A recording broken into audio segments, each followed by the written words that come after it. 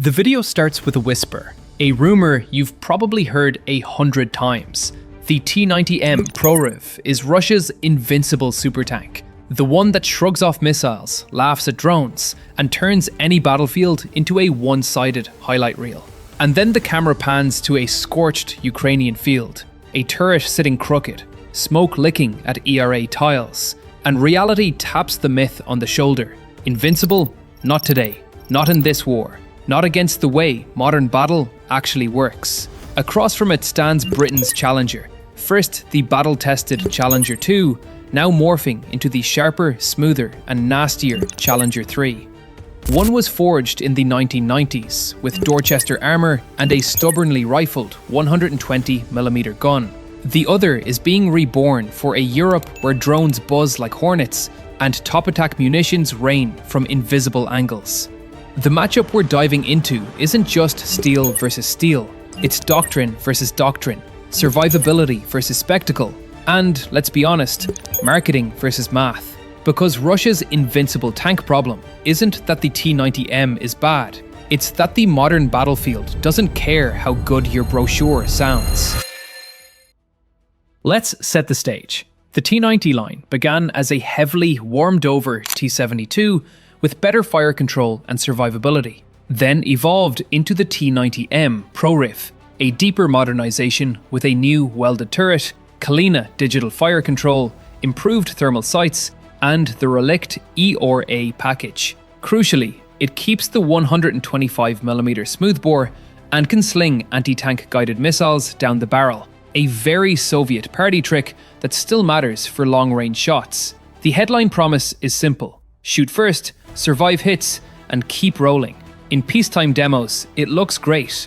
On TikTok, even better. In Ukraine, where every hill carries a swarm of eyes and every road hides a mine, that promise keeps getting audited. Meanwhile, Challenger 2 entered service as a bruiser with manners, a 4-person crew, a famously tough composite armour, Dorchester/2nd Gen Chobham, and the L30A1 rifled 120mm that lets Britain fire Hesh against bunkers and structures as if the tank were moonlighting as artillery. Britain loved it for crew protection and steady gunnery. Fewer loved it for logistics, because rifled 120mm means unique ammo in a NATO world of smoothbore standards. That's why the British Army is now pushing hard to field Challenger 3, a remanufacture with a brand new turret built around Rheinmetall's 120mm L55A1 smoothbore, upgraded sights, digital architecture, and, in trials, a path to bolt-on trophy active protection. In short, the British answer to the drone and FPV era is to unshackle the gun, modernize the brain, and harden the shell. Here's the provocative claim. If you placed an equal crew T-90M against a Challenger in a clean duel, both tanks could hurt each other. But this war is allergic to clean. What really decides survival is the chain around the tank. Sensors that spot threats before they spot you. Combined arms that strip away enemy drone operators. And the ability to keep the crew alive after the first bad day.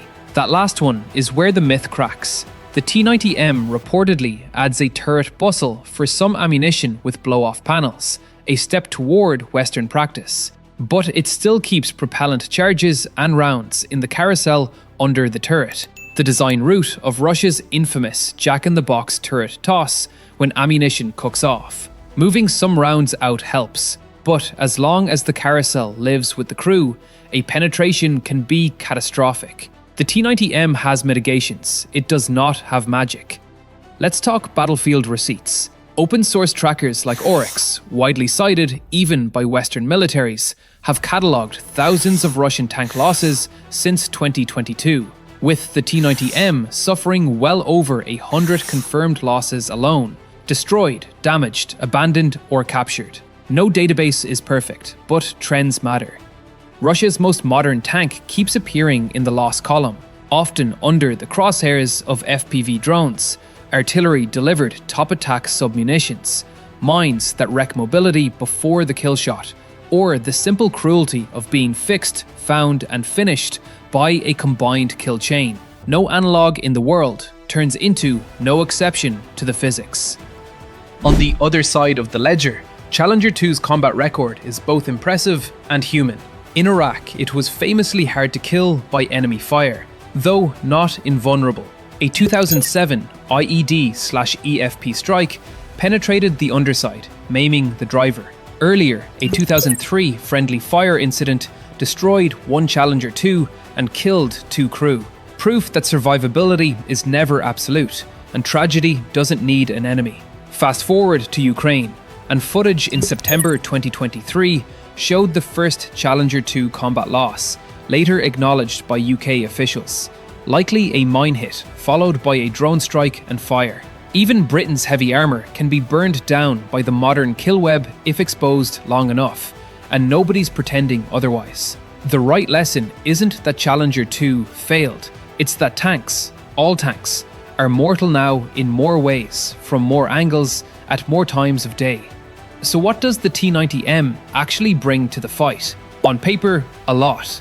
An upgraded 125mm smoothbore able to fire modern APF-SDS and gun-launched missiles. The Kalina FCS mated to thermal imaging. Relikt ERA layered over steel. A remote weapon station and an engine in the 1,100 horsepower class. When it's set up, crewed well, and supported, it absolutely punches. We've seen T-90Ms shrug off older munitions, return fire with frightening speed, and break contact at a sprint. But this war is a museum of counter-examples. We've also seen cope cage roofs fail to stop FPV drones, ERA tiles cooked off by multiple hits, and at least one T-90M chewed up by the 25mm cannon from a US Bradley in an ambush where tactics beat specs. None of that means the T-90M is a bad tank. It means the opponent gets a vote, and thousands of drones get a veto.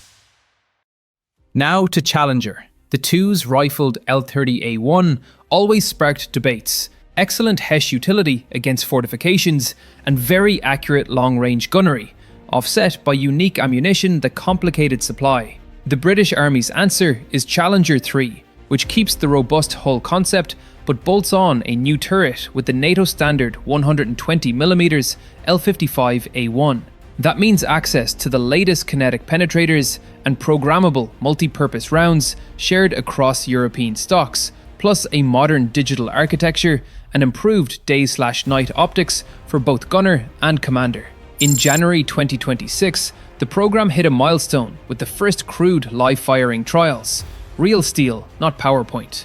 Britain is also pursuing trophy APS integration tests, acknowledging that the right kind of hard kill umbrella can turn many kills into duds. It won't make a tank invisible to drones, but it can shave the margins where survival is decided. Here's the uncomfortable heart of Russia's problem.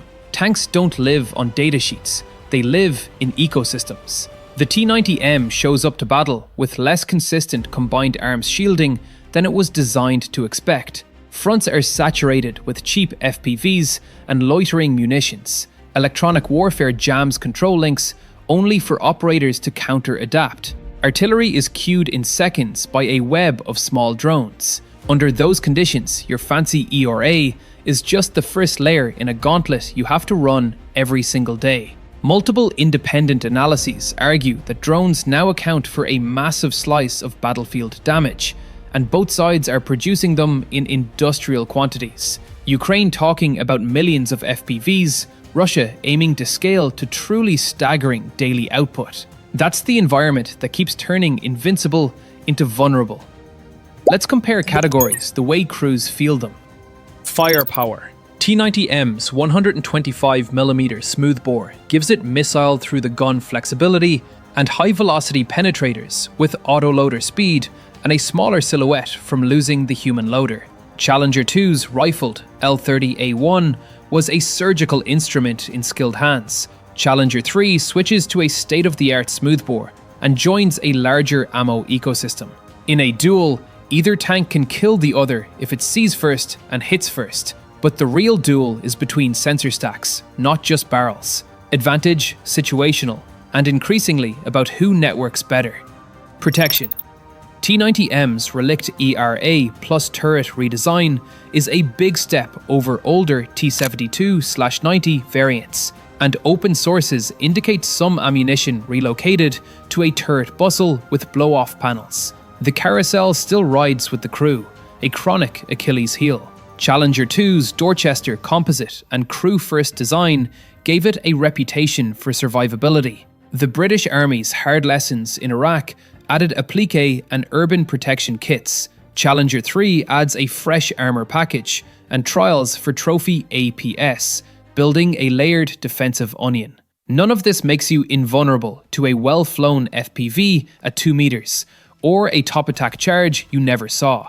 Advantage: challenge your family for crew protection philosophy. APS could widen that gap if fielded in numbers. Sensing and fighting. The T-90M's Kalina FCS with thermal imagers and panoramic sights gives it a credible hunter-killer loop. The British turret modernization brings comparable or better digital optics to Challenger 3 with growth space for fusing offboard feeds. The harder question is, who protects those feeds from jamming and who keeps airborne scouts alive? Tanks don't spot what their drones can't see, and they don't move where mine-clearing teams can't breach. Advantage: the side with the healthier combined arms skeleton that day. Mobility and weight. The T-90M is lighter, generally more nimble in mud, and benefits from Russian logistic familiarity. Challenger is heavy, no way to sugarcoat that, which means more demanding bridging and recovery. But mobility includes maintenance hours, recovery chains, and whether your engine still starts on day 30 in sleet after being hit by 3 FPVs and a shard of submunition. Advantage depends on the support web more than the spec sheet.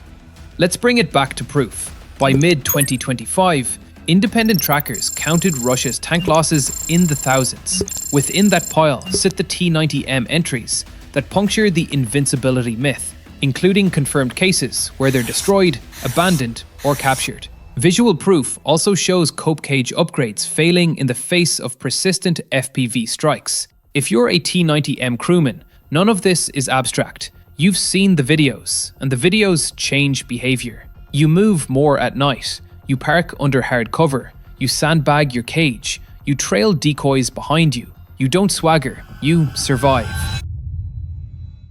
For fairness, we should puncture a Western myth too. Challenger 2 was not untouched by war. The Iraq incidents proved it could be penetrated under the right conditions, and the 2023 Ukrainian loss showed that even layered armour and well-trained crews are mortal under drones, mines, plus artillery. Claims the Challenger 2 had never been destroyed in combat ended on a September afternoon near Robotine, and the UK acknowledged as much. It's not a knock on the tank, it's a note on the calendar.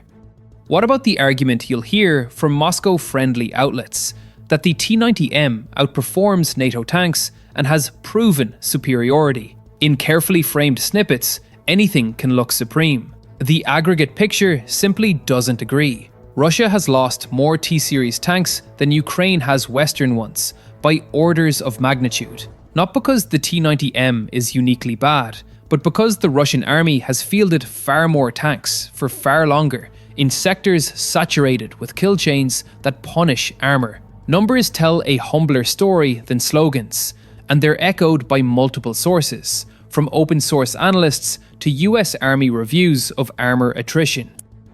Okay, quick pit stop for a few viewer-friendly truths. First, FPVs didn't kill the tank. They forced the tank to make new friends. Tanks now need electronic warfare cover, drone hunters overhead, and a fresh doctrine. Second, active protection isn't optional anymore. It's seatbelts plus airbags. Third, ammunition stowage matters. The T-90M's partial fix doesn't erase the carousel. Challenger's philosophy has always been save the crew first. Fourth, humor still helps. If your tank has a cope cage, it probably needs a hope cage too. Jokes aside, improvisation is smart, but it's not a substitute for an APS tested against top attack drones. Let's look ahead. Challenger 3 is walking steadily towards service, with live fire milestones freshly ticked, a standardized NATO gun, modern optics, and a roadmap for APS. If Britain funds and fields enough, it turns heavy brigades into something more survivable in a sensor-soaked Europe.